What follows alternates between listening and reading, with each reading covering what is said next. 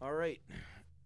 Today is November 10th, 2025. It is the 250th Marine Corps birthday. Brian Johnston, our guest today on the Rifleman podcast. How you doing, buddy? Pretty good. It's glad to be here. Maybe you should come a little closer to the microphone. How about that? Is it really good to be here, though? It really is. You're a good friend of mine. You're a long-term friend of mine. And people see you everywhere. People see you at the Boston's Wounded Vet Run. People see you at the in Belgium, in France, in Normandy, and they see you as a guy that's missing his arm and missing his leg. But today, I think it's good to have you on my podcast because you are a U.S. Marine and it's the Marine Corps birthday. But the other thing is also tell a little bit about your story.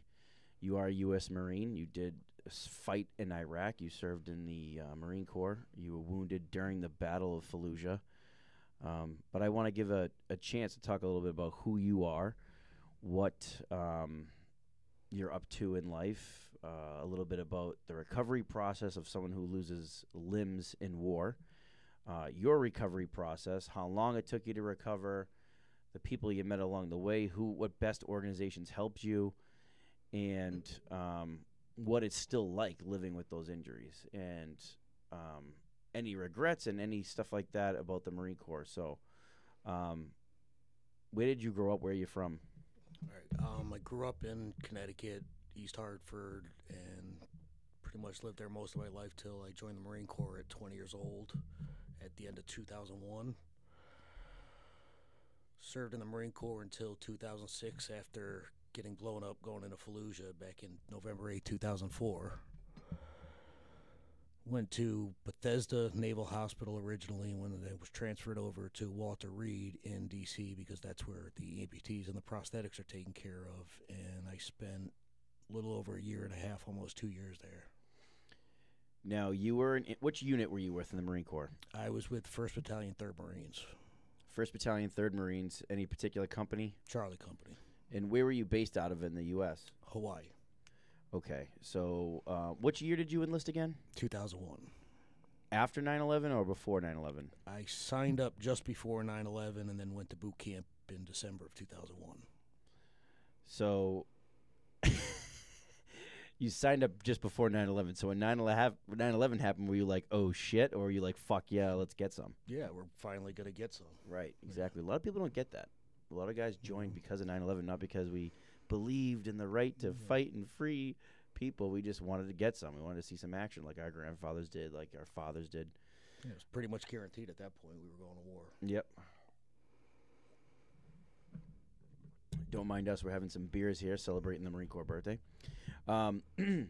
Okay, so you end up over in Hawaii. Was it like, did you get hazed the hell out of when you joined your unit as a brand new boot? Yeah. Yeah, what kind of hazing what happened to you? Just making you do a lot of stupid shit, go fuck with other senior Marines, and you know it's wrong, but you really can't say no because your fucking team leader or squad leader said you got to do it. Yeah. Yeah, that's and so when did you guys get notifications that you were going to be going into Iraq? It was mentioned, or deployed rather, earlier in the year, like spring of 2004. It was mentioned to us, but we had no idea what Fallujah was. Mm-hmm. So when you guys came to Iraq, did you come to Kuwait first? Yeah, I spent a month in Kuwait, and then we drove up to Camp Fallujah up in northwest Iraq. And you went by what, 7 tons? Up armored Humvees and 5 tons mostly. 5 tons. Were those so were the 5 tons up armored at that time? Not really. So what a lot of people don't really understand that 04 was kind of like a transitioning time. 03, these guys had open door Humvees, roofless Humvees, nothing up armored, and kind of went into Iraq. A lot of guys with skin top vehicles, no doors, things like that. As the Iraq war dragged on, of course, we ended up having more casualties. And parents of children who were getting killed of finding out, like, my son got killed while in a Humvee or while in a truck. Why wasn't there armor? Why wasn't there protection? There was a major, major push through Congress to start getting our troops, body armor, side sappy plates, and, of course, up-armored Humvees. The number one vehicle they'd be patrolling in is Humvees. So even, I think, Ted Kennedy out of Massachusetts was one of the big pushing politicians to get our guys up-armored stuff. So you got transported, and which month is this, too, when you guys got transported from Kuwait to up to Camp Fallujah? In the beginning of October 2004. October. So if I'm not mistaken, the Battle of Fallujah was in November, right? November, yes, the beginning of November from... Now, when you guys were in Kuwait, were they telling you any briefing, like an insurgency is going on, developing, we don't know who the enemy is? What were they giving you guys for information? They basically told us there was a city that had a insurgent stronghold and that we were going to clear it out. And that city was Fallujah. Yes, it was. So, did they say, like, who these insurgents were? Were they terrorists? Were they Sunni? Were they Shiite? Anything like that? No, they didn't get into it like that. They just said these are most likely people from out of Iraq that came to Iraq just to fight us. Right. Foreign fighters, stuff like that. Yeah. Yeah, so once given people the history of Iraq, once Saddam's conventional army surrendered, our government made mistakes on how to handle these soldiers. Some of these soldiers who now were jobless became insurgents. Sectarian violence also played a part of which insurgent group you joined or if you were still going to fight the Americans. And then, of course, terror groups all around the world began to flood into Iraq and sneak into Iraq to fight our troops, right? Fighting them over there rather than fighting them here on the home front. Probably the only decent thing that came out of that is it was a fair fight between Marines and terrorists and foreign fighters. Did they tell you what kind of foreign fighters or any intel? No. Because we've all seen the clips of Africans and Chechens and stuff like that coming to Iraq to fight. So how long was the drive from Kuwait to Camp Fallujah? Couple of days. Did you guys sleep on the side of the road or other bases? Or we stopped at, let's say it was like a military truck stop, sort of off the highway that, you could stay for the night because we didn't drive at night. You had all the ammo and equipment given to you guys were you in a 5-ton or were you in a Humvee? I was in a Humvee. Okay. Did you guys take any contact for those 2 days coming from down in Kuwait all the way to Camp Fallujah? Yeah, one of the guys took contact. Just getting there was 2 convoys of us, and half the battalion went up on helicopters. Okay. When you get to Camp Fallujah, what's it look like back in 2004? For those who don't know, Tent city. So it's tents, yeah, everywhere. Were there sand berms kind of protecting you guys? Were there Jersey barriers? We had HESCO barriers mostly, or sandbags that fill in windows if we were in an empty bombed out building. Camp Fallujah is made out of HESCO barriers at this point, concertina wire. And what about for buildings on Camp Fallujah? Oh, it's just tents, right? No buildings or anything like that? There were some erected buildings, yeah. And who was at Camp Fallujah when you guys got there? Was there a unit you were relieving? No. We were going there as additional forces for the assault on the city. Okay. And what other units were there? Do you remember? 3-1. I think I couldn't tell you exactly. So when you got to Camp Fallujah, you guys stayed in a tent? Yes. And did any more intel briefings on what the situation was and what you guys were going to do? Did you guys know you were preparing for a major operation, or did you just say yes? Oh, okay, so there was no sugarcoating it. No, they told us what we were going to do. And what did they say? Who briefed you guys? Was it captain, a major, colonel? I think like the battalion commander at some point. Mostly would have been company and platoon level command. Were there like any model terrains or maps of Fallujah you guys were looking at? No, they pretty much had bricks and rocks and lines drawn out in the dirt for us.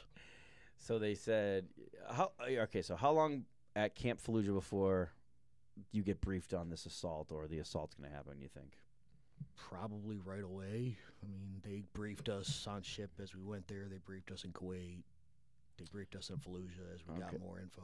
All right. So now for those who don't know, leading up to this, a bunch of Blackwater contractors were murdered and killed in Fallujah, right? Yeah. And if you guys remember, back in '04, their bodies were burned and strung up and hung from a bridge. And that was kind of the icing on the cake where the U.S. was going to give people the time to evacuate Fallujah. And if you were still in Fallujah, you're going to get treated like an insurgent after these contractors were killed. Did they brief you or give you any heads up about those contractors? Did you see pictures of that? We saw it, but that happened a month before us. That was, I believe, like April, something earlier that year. What were they anticipating as far as enemy numbers? Did they go into that? And were they telling you had a section of the city, like your unit? Every battalion lined up, and we each had our section, and they would clear across the city from one side to the other. Were they telling you to expect snipers, or did they give you for your sector? Did they give you like an enemy expectation? No, just there's targets, there's suspected like ammo supply points, train stations, different things that they want to secure, and those are the primary objectives. Mm-hmm. Interesting. And which platoon were you in? 3rd platoon. So you're there for a few days, and then finally you guys are getting the green light for a day. Was this going to be an assault in the daytime, the nighttime? It was going to start pretty much after the sun went down. Start at the sun went down? Yeah. That's awesome. Yeah, we went in when it was dark. And did you guys surround the city, or did you have a section that your company surrounded? The city was surrounded mm-hmm. through other units like armored vehicles, but infantry pretty much lined up on one side and went door to door and cleared it. How did you prepare to enter the city? Did you ride in a vehicle, or? Most of us were using LAVs or AAVs. So the amphibious assault vehicles. Yes. So you guys are. Do you remember the date? November 8th. So November 8th. So November 8th, the sun goes down. You load up inside of an AAV. I think you told me you were on the roof, right? They had us packed in there so tight, a few of us had to climb on top. And that you were one of those Marines? Yes. So you're preparing to go in. The guys inside have cover because they're inside of an armored vehicle. And someone comes up with a bright idea and tells you to ride on the roof of it? No, there was no room. We had to climb on because they said, we got 5 more Marines we got to fit in here. So. And they were okay with you sitting on the roof of this vehicle? Nobody said not to. Were you worried you might get shot by a sniper or anything like going in town? Not really. Okay. We got to get in there. I wasn't really concerned about how we were. What do you have for gear on you at this point? What weapon are you carrying? 249 saw, obviously flat Kevlar, a couple grenades, 1,000 rounds. Some food and some water. Night vision? Yeah, but we weren't wearing it when we went in. What kind of food did you have? A couple MREs. So, who gave the green light to start the assault? Was there a radio call? Was there you just felt the vehicle moving? Pretty much, yeah. I mean, we didn't know what was going on in the vehicle. I'm sure the commanders were talking to each other because we were going to roll up to the city, get online, and then lower the ramps, and everybody would just get out. All right, so tell me what happens, Brian. What happens next? The vehicle starts moving. But we initially started off, we rode up close to the city, and they set off a MICLIC charge because they wanted to clear the minefield. What's a MICLIC charge for those who might not know what that is? It's a mine-clearing line charge. It's about 1,500 pounds of C4 and about a 1,000-foot line, I believe. And they set it off, and it just clears a large path through minefields. Great. So they said they were going to do that. They did that. Okay, they did it. Climbed into the vehicle, took cover. They blew that off. We climbed back on top of the vehicle and proceeded to drive closer to the city. Got it. And what happens next? At some point, we stopped, and I don't know what we were waiting for, but a couple of IEDs went off, and I took some shrapnel. All right, so you're on top of the vehicle with your body exposed. Yeah. The MICLIC charge either didn't work or this AAV driver went off course or something. From what I was told, they got a little lost and off track because we were up at the front of the line. He hits an IED. I think it was off to the side. I don't think he hit it. Okay. Was there a flash? Was there rock There debris? was flash, heat, impact. And what happened to you? I took shrapnel to my arm and leg on the right side. The leg was bleeding. Didn't think that was that bad, but the arm was kind of hanging there. And where'd your body go? Did you fall off the AEV? Did you? I just rolled into the track because the top flaps of the track were open. So I just kind of rolled inside and figured I'd take cover as quickly as possible. So you rolled inside. Did you? So that's a drop, right? That you fell on. I just fell onto people's laps, or yes. And did you try to get up? What? We were so packed in there between the gear and the backpack, I really couldn't move. The guy started screaming, "Get off of me!" I said, "I can't. My leg's bleeding and I can't feel my arm."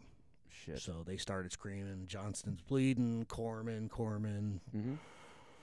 There obviously was nothing we could do, it being a packed track, so they went to lower the ramps. The track was twisted, so the track ramp wouldn't go down. We went out the emergency door. Everybody filed out, and then eventually somebody grabbed me and dragged me out the back, too. And was that a corpsman? No, it was one of the Marines in my unit. Do you know who that was? I think it might have been Morales, but I don't remember. So you get dragged out. Do they start? What's their next step? How the hell do they evacuate you when there's an assault going on? Everybody got online and started shooting at the city. While the corpsman's like treating you? Yeah, well, they pulled me behind the track, and the corpsman went to work. They were trying to tourniquet my arm, but they couldn't find it because I was laying on it. Mm. And then who gets you out of the city? Who gets you out of there? They called in the Humvee ambulance and evacuated me and 3 other Marines. And you get to Camp Fallujah? Yes, originally I was taken back to Camp Fallujah, but my injuries were a little more serious than that aid station was capable of handling, so I think I went to the Air Force. Did they drive you there? Yeah. Did you lose conscious at all? I think at some point I fell asleep, yeah. So you went to an Air Force base?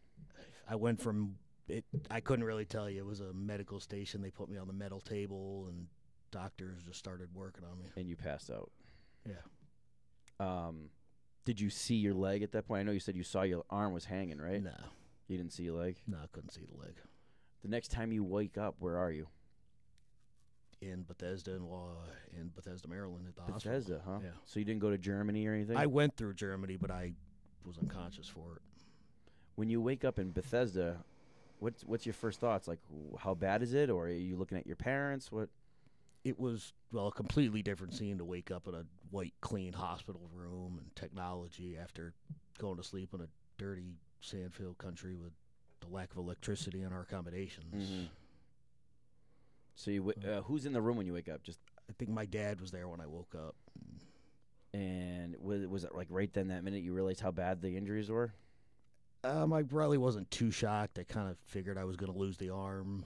I was hoping I didn't lose the leg, but when you're sitting up in bed, you kind of obviously can see one leg's not there. Were you pissed off? Well, I was a little upset I didn't get to fight through Fallujah. Mm-hmm. So you were more mad that you didn't get to fight through the historic Battle of Fallujah, which you did, but you know what I mean, through the weeks and stuff. So you were more mad that you didn't get to fight the enemy than losing your arm and your leg. Yeah. Yeah, that's a Marine. That's a Marine for you. When does pain start setting in for you during this shit? Were you in pain at all during your 2 years at Walter Reed Hospital? Yeah. Through multiple different surgeries, but it really wasn't that bad. Really? Good. That's good to hear. So there was no point in night that you were miserable, up all night, in pain? No, because you're surrounded by other guys in similar situations, and some got it worse, some got it better. Mm. What was some of the worst injuries you think you saw while you were at Walter Reed? Worse than you? Triple amputees. Triple amputees. Yeah. Do you stay in touch with any of those guys from Walter Reed Hospital at all? Not really. Some of the volunteers I talk to once in a while on Facebook. So some of these guys, are they yelling and screaming in their rooms and stuff? Yeah. I mean, some of them are miserable. They're, hard on the hospital staff. Some are just having a hard time adapting to their new situation. And what's the other sad thing is how many girlfriends and wives walk off on their guys after they're wounded in the hospitals. It happens, yeah. I've seen it. I've heard it. It's tough. It's tough, especially if you're not already married with kids when you get wounded. A wife usually has a duty to want to stay with you. You have kids. She's going to work it out with you in sickness and health.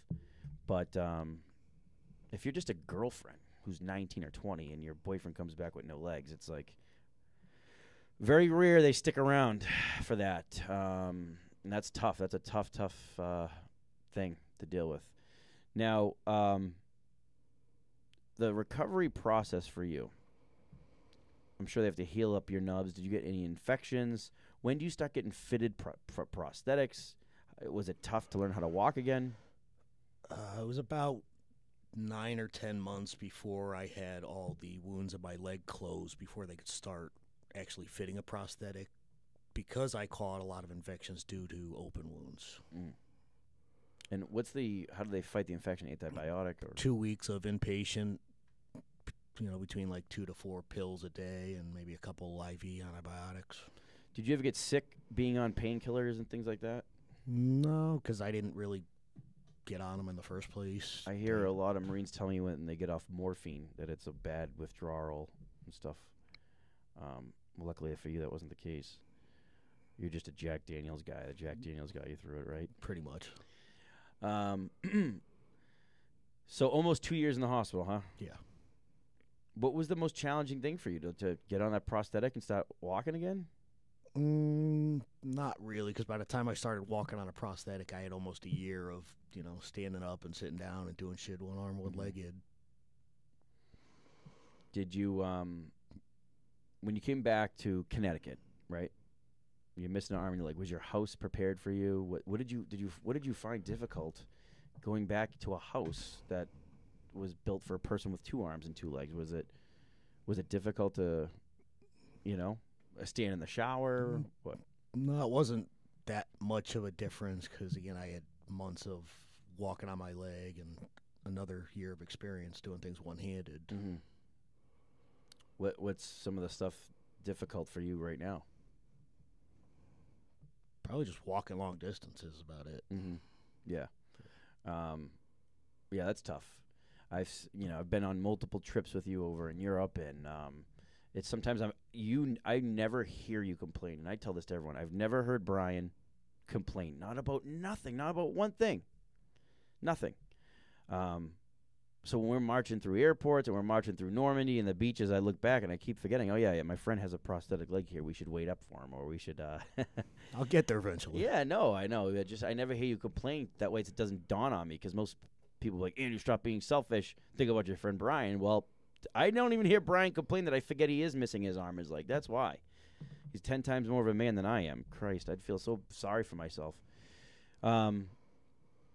Now, you did have an organization build a house for you out in Utah. Yes. Right? And which organization was that? Tunnels to Towers. Yeah, they're a great organization. They are. Yeah. That's cool. Did you ever meet Mr. Siller, whose son died in 9/11? Yes, I met Frank Siller a few times. That's great. And they built you a home, and you're out there, and your mom's nearby, and your brothers are nearby. So that's great. Do you ever have dreams of being blown up and stuff like that? No. No? No. Do you ever have any feelings that you wake up and you think your leg is still there or your arm's still there? I think people were calling it phantom pain, right? Phantom sensation and phantom pain, yeah. They do exist? Yeah. Mm-hmm. So you're just an overall tough guy, Brian, huh? Yeah, a little bit. Where do you, I asked you if you kept in touch with any of the other wounded guys over there. Do you keep in touch with any guys from your unit?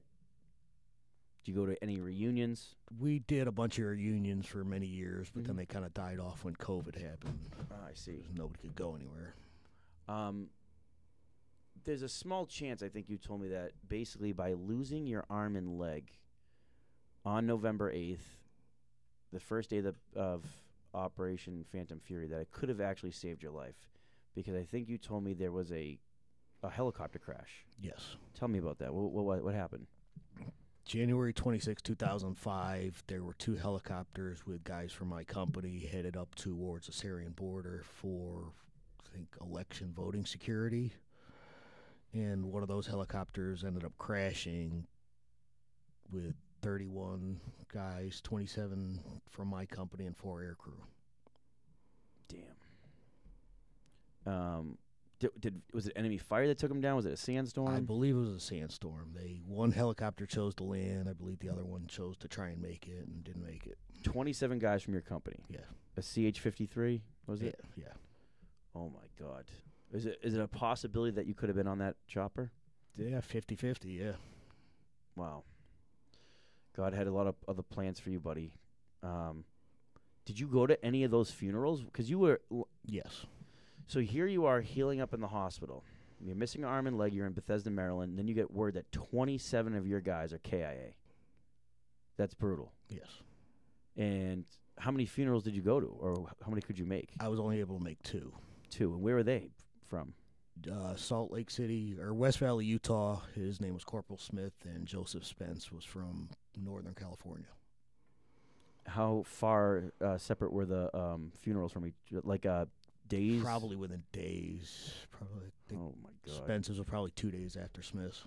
And I've been to maybe 5 Marine funerals killed in action, and so I obviously know how their families are. You know, they're devastated. You're sitting there doing casket duty and looking at the families weep and cry. And if the families are separated, if the father's divorced from the mother, then things have to be, and they don't get along. Then you have to try to figure out who to give dog tags to, who to give stuff to. I mean, so that's really rough. Did any of their family members come up to you and say, nice to meet you, and who are you, seeing that you lost your arm and leg and stuff? Yeah, well, I'd met Smith's parents before, because I had gone to Utah to visit my mom and family, and he happened to live like 20 minutes away, so we ended up going to a country bar and hanging out before we went to Iraq. So it's almost that losing your friends and going to a funeral was harder than losing your arm and your leg. Yeah. They were only weeks away from leaving country, too. Damn. Are their names memorialized anywhere, maybe in Hawaii or something? Yeah, like there's that? a big memorial in Kaneohe Bay. So you've been to that one? Yeah. Cool. That's great.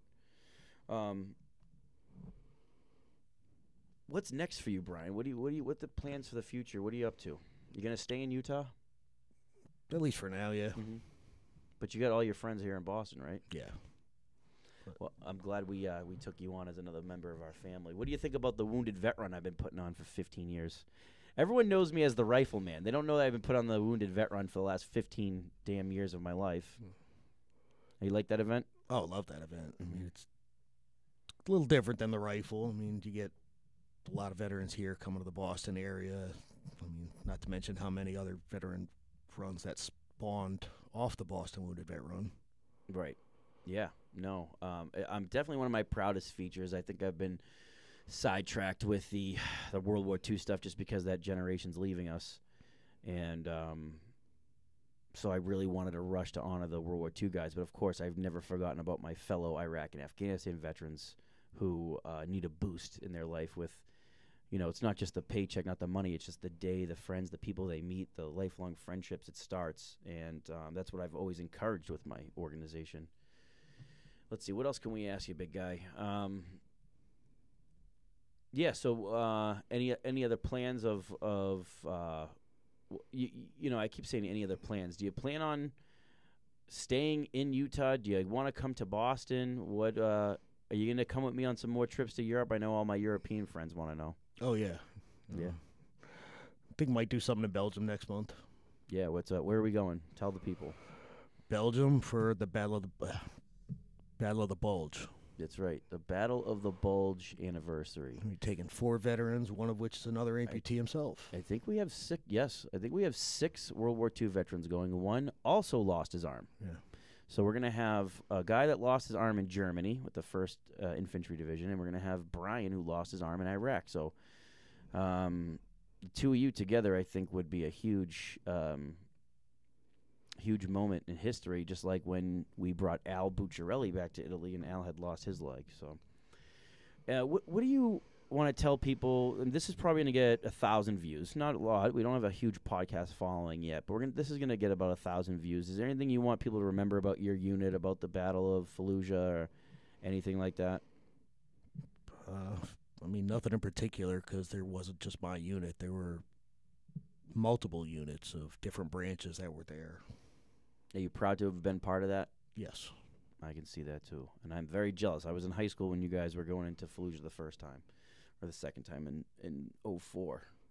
So I didn't get to enlist till 06. But you got a few more deployments than I did, so. Yeah, but you made Iraq a safer place for me, buddy, because if you didn't step on that IED or your vehicle didn't run over that IED, I always tell guys my vehicle could have. So thank you, bro. And that's it. Everyone have a good, happy Marine Corps birthday, Semper Fi, and happy Veterans Day.